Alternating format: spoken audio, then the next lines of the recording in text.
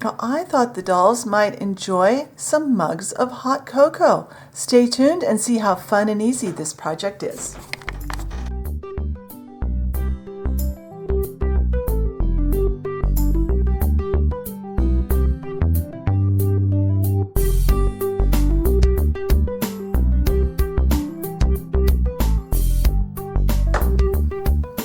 Alright, so off camera I created this mug, and this mug is made the same way as I did in the tutorial I've got on the channel, and I'll put a link, an iCard up in the top corner of the video, hopefully right about here, that will take you to that video tutorial if you haven't seen it before. This is made of cardstock. The only thing I changed from that video tutorial is I coated this in gloss Mod Podge, not in triple thick. Couple of reasons. Number one, I didn't have any triple thick when I did this, but also because Mod Podge, I'm a little more comfortable putting it in the oven to bake things in it. And that's what we're going to do. So this cup is about 1.25 inches tall. That's too tall. I mean, that would be a lot of clay. If we filled the center of this, a couple of problems. Number one, that's a lot of polymer clay. It would get very expensive to put that much clay in there, and it would take forever to get baked. So I've got some dowel. This is the same dowel that I actually made this on when I made it. It's actually not even an actual dowel. It's the handle of a Dollar Tree toilet plunger. Very useful item and very cheap. Cheaper than buying a dowel. I just cut a chunk off. It doesn't matter that it's chipped. This is just going to be used as filler. And what I'm going to do is put some glue down in here. And I'm going to push this down, and I'm not even going to worry about the glue getting all the way set up. It will dry. It's not like that glue has to cure that much. I mixed some brown clay off camera. This is Sculpey 3 in suede and some white Fimo, and I'm going to need more, I see. I didn't mix enough, so let's get a little more here. It's approximately equal parts. You could use whatever brown clay you've got. I just didn't want it quite that dark. Probably that much. And then some white. And let's mix up a little bit while I'm talking here. So this is going to be filler. It's going to do a couple of things. It's going to seal the top of that wood so that our liquid clay that we use in our next step, this is the actual hot chocolate part of our hot chocolate or hot cocoa, won't seep into that wood. Wood is porous, especially the cross grain like that. And we don't want our liquid clay to soak down into that wood. That would make the top uneven. We want a nice even surface that is got some color to it. I didn't want to make this white. I didn't want to make it too dark or too light, just in case it shows through at any point. So now I'm going to take a little bit of liquid clay. I'm going to put a little bit there. This is just liquid Sculpey in white, which was all I could get the day I got that. And now, because we are putting raw clay to something other than raw clay, we are going to use that as a glue. It doesn't have to be a perfect layer. I'm just putting it in there and kind of smushing it down so that my liquid clay will have something to sit on when I get to that step. And kind of make sure it's like up to the edges so it kind of seals against the inside of your cup. Now, you could use a cup that you've purchased, as long as it's not plastic, because remember this is going into an oven, a low heat oven, but still an oven, so you don't want to have something that's going to melt. Now, I've got some more white clay. I don't need very much. I'm going to make a cane of clay, a snake. I should have thought to condition this earlier, and I don't know why I didn't, because I almost always do, but it won't take long for this.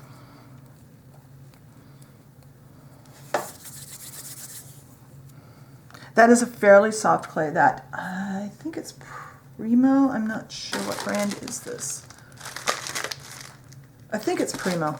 It doesn't matter what brand it is, but it's just because it's a fairly soft white. Now I'm rolling out my snake. Ideally, my snake will be probably about 1/8 of an inch in diameter. And then I'm going to take my clay blade. I'm going to cut off this end because I have something in there and I don't want that in my... These are our marshmallows. I'm just cutting slices. However many marshmallows you want to make, each one of these is going to be a marshmallow. I'll do that many for right now. And I have a plastic container. You wouldn't want to leave these in here very long because they're raw clay and plastic, but for just a moment it'll be fine. Now kind of smush it down, and by smushing it down between your fingers like that, between your finger and your thumb, you kind of soften the edges and drop it in here. Because marshmallows don't have a really hard edge on the top. They've got a softer edge. You can use any kind of little shallow container. Just remember, if you use something from the kitchen, because we're putting raw clay in it, you shouldn't use it for food again. I'm going to put that off the side. That's too small.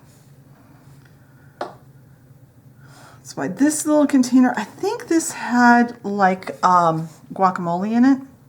Those little individual servings of guacamole. Whenever I get something like that, I wash the containers out and I stack them up in a bin that I keep with my craft tools. That way I've got lots of little plastic containers for when I need them for various things.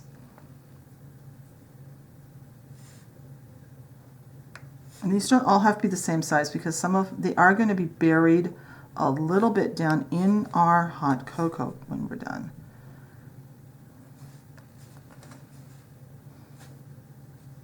All right, now those are all rounded off. Now I now have cornstarch all over my table. I have some cornstarch here. This is just a tub that was left over that I cleaned out and put cornstarch in, and I keep it with my clay tools. This is just a powder brush from the dollar store. And I'm rolling those around in the cornstarch. This will give them that dusty look whoops, there's my timer. That will give them the dusty look that real marshmallows have when you buy them. So what I'm going to do, I'm going to transfer this to my baking plate. It's just a paper plate. Put this on there too. Both of these, all this stuff needs to be baked for 10 minutes, and then it needs to cool completely down to room temperature before we go on to our next step. So when that's done, I will come back. All right, our mug has been baked and cooled back to room temperature, and now we've got this nice base here of clay so that when we put our hot cocoa or hot chocolate in there, it won't sink into the wood and it'll have a nice finish on the top. We've got marshmallows here in my little container. These are all baked and cooled also. And off camera, I mixed up our hot cocoa mix. And what this is, it's some liquid Sculpey in white, along with just enough burnt umber oil paint to give it a good color. And I do recommend mixing this up and baking just a tiny bit. I just put just a couple of drops like this amount onto a piece of aluminum foil and stuck it in my oven and baked it off for 10 minutes. This tells me a couple of things. Number one, the color is going to change a little bit usually when you do this. It can lighten up, and it can lighten up considerably depending on what color of paint you use. It can also color shift so that it's not a color you like anymore. So I recommend baking it off for that, and also because if you add too much oil paint, it won't cure. It'll remain sticky and yucky. So bake it off, let it cool a couple of minutes, and feel it and see if it baked off and it's cured. All right, once that happens, we can start adding our hot cocoa to our mug. And I'm going to use a dotting tool today. I'm going to clean my dotting tool off because I've used it for something else. And I'm going to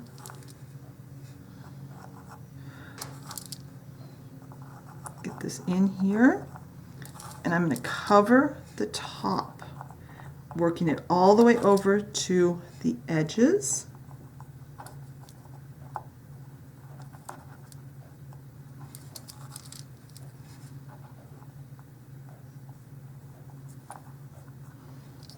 And you do have to be a little bit patient because it's going to take a few minutes to get this all moved, to get enough moved in here.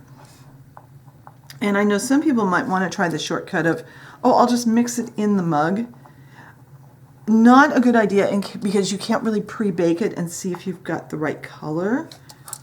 And if you've mixed it wrong, you'll have ruined your whole project. This just takes a little patience. Filling in that edge first, and then I'm going to fill the center. And please excuse any noises you hear from the hallway. They're doing construction work up in an apartment up 2 floors directly above me, and they've been loud for 2 days.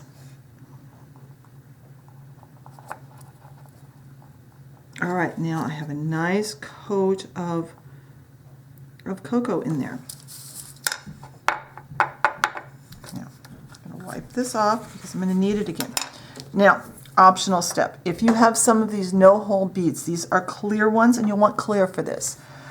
No-hole beads, micro beads, they go by several names. They're just really tiny little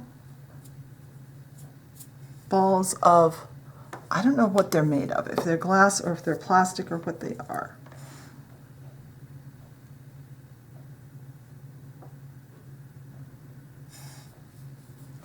I'm going to use those, and I'm going to kind of push them off to the side.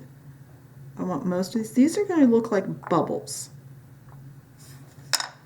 because a good cup of hot cocoa generally has some bubbles around the edge, just a little bit.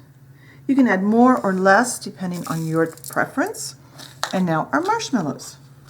And again, you can add more or less depending on how many you want.